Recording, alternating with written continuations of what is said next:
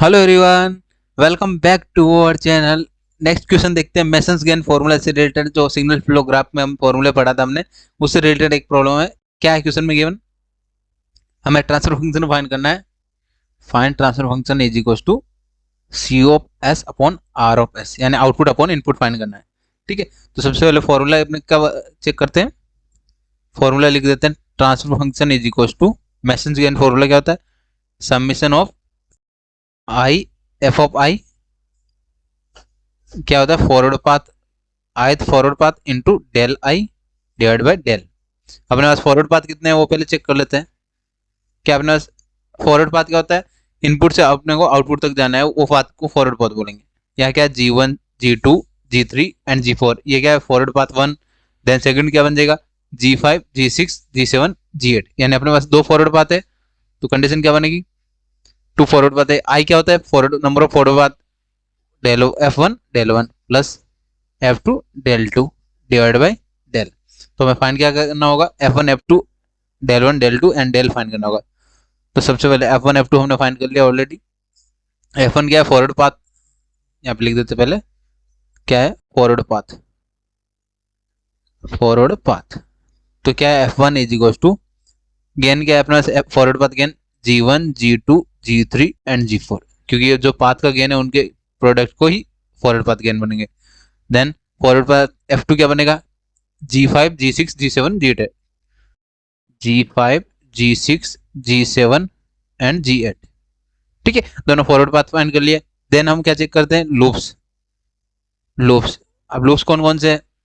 एक लूप यहाँ पे मिल रहा है L1 L2 L3 and L4। अपने पास चार लूप फाइंड हो रहे हैं, चारों लूप लिख लेते हैं। लूप L1, L1 क्या बनेगा यहाँ पे?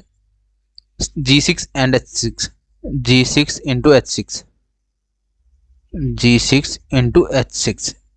ये L1 का, सॉरी L1 वो है ना, L1 क्या है? G2 into H2, G2 into H2। Then L2 क्या अपने पास? L2 G3 into H3, L3 क्या है अपने पास?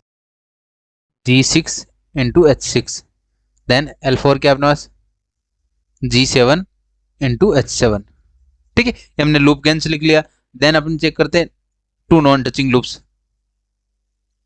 टू नॉन टचिंग लूप्स, ठीक है। टू नॉन टचिंग लूप्स कौन कौन से है वो चेक करते हैं। क्या है अपने पास non touching loops? L1 L3 को टच नहीं हो रहा, तो क्या हो जाएगा? Combination L1 L3 then L1 L4। एक क्या कॉम्बिनेशन बन गए नॉन टचिंग लूप्स के। तो कौन कौन से कॉम्बिनेशन बनेंगे टू नॉन टचिंग लूप्स में? L1, मैं यहाँ पे कॉम्बिनेशन लिख रहा हूँ, सभी combination L1 L3। Then second क्या बनेगा? L1 L4, L1 L4। Then L2 का भी L3 के साथ में नॉन टचिंग लूप है, L2 L3 then L2 L4। ये क्या हो गया? Non touching loops, two non touching loops. Then check करते हैं three non touching loop. Three non touching loop, ठीक है। Three non touching loops L1 L2 L3, तीनों में से कोई ना कोई एक दो टच हो रहे हैं, मतलब क्या हो जाएगा? थ्री नॉन टचिंग लूप का कॉम्बिनेशन नहीं बनेगा, क्या बन जाएगा? जीरो। ठीक है, अब फाइंड करते हैं अपन। डेल फाइंड कर लेते हैं पहले। डेल कैसे फाइंड करेंगे? Del is equal to 1 minus sum of individual loop. Individual loop क्या है? L1 L2 L3, L1 plus L2 plus L3 plus L4। चार लूप है हमारे, चार लूप को इंडिविजुअल। देन प्लस, देन क्या करना अपने को? Two non touching loop. Two non touching loop से अपने कॉम्बिनेशन क्या बन रहे हैं? L1 L3 plus L1 L4 plus L2 L3 then L2 L4। ठीक है, ये सभी कॉम्बिनेशन लिख लिया। Then three non touching loop के कॉम्बिनेशन नहीं है, तो लास्ट का फॉर्मूला क्या बन जाएगा? जीरो। ठीक है, तो जीरो नहीं लिखते। अब वैल्यूज पुटअप कर देते हैं। डेल इज इक्वल टू क्या बना? 1 माइनस L1 L2 का वैल्यू क्या है? L1 का value G2 H2 plus L2 का वैल्यू क्या अपने पास? G3 H3 प्लस L3 का value G6 H6 then L4 का वैल्यू क्या है अपने पास, लूप 4 G7 S7, ठीक है, प्लस यहाँ पे क्या है, टू नॉन टचिंग लूप्स का ये मल्टीप्लाई क्या बन जाएगा, L1 L3, तो क्या बन जाएगा G2 H2 G3 G6 G7 H7 plus next क्या है L1 L4, तो L1 का क्या है G2 H2 इंटू 4 का है G7 H7 प्लस नेक्स्ट क्या है अपने पास 2 3, तो क्या है G2 sorry G3 H3 then G6 H6 plus 2 4, तो क्या बनेगा G3 H3 into G7 H7। ये हमने जितने भी कॉम्बिनेशन मिले सभी सोल्व करके लिख दिया, ठीक है। आई होप ये आपको क्लियर होगा कैसे हमने ये वैल्यूज पुटअप किया। देन आप सॉल्विंग करते हैं, two non touching loops find कर लिया एंड डेल वैल्यू फाइंड कर लिया। देन अब डेल वन फाइंड कर लेते हैं, डेल वन फाइंड करते हैं। डेल वन क्या बनेगा, del one is equal two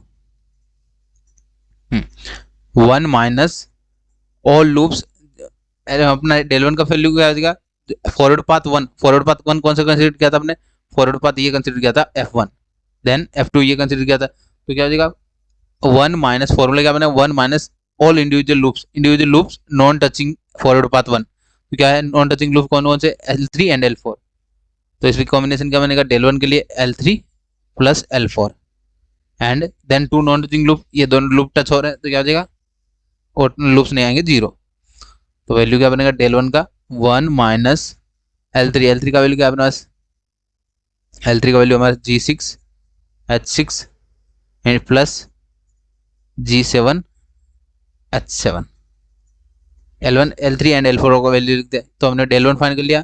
similarly del two कैसे फाइंड करेंगे, 1 minus individual loop non touching to forward path 2, forward path 2 क्या है अपने पास G5 G6, ये फॉरवर्ड पाथ 2 है F2, तो इसको टच करने वाले कौन कौन से लूप नहीं है non touching L1 L2, individual loop क्या बन गया L1 L1 plus L2 and two non touching loops का कॉम्बिनेशन नहीं बन रहा है, एक ही L1 L2 है, दोनों टच हो रहे हैं एक दूसरे को, तो क्या बन जाएगा L1 प्लस L2। अब वैल्यू पुटअप करते हैं यहाँ पे 1 minus G2 H2 plus G3 H3, ठीक है, ये सभी टर्म्स हमने फाइंड कर लिया। अब फॉर्मूले में वैल्यू पुट करना है directly, transfer function is equal to या C of S upon R of S is equal to क्या होता है अपना F1 del one plus F2 del two divide by 1 del, transfer function F1 F2 का value क्या है अपने पास,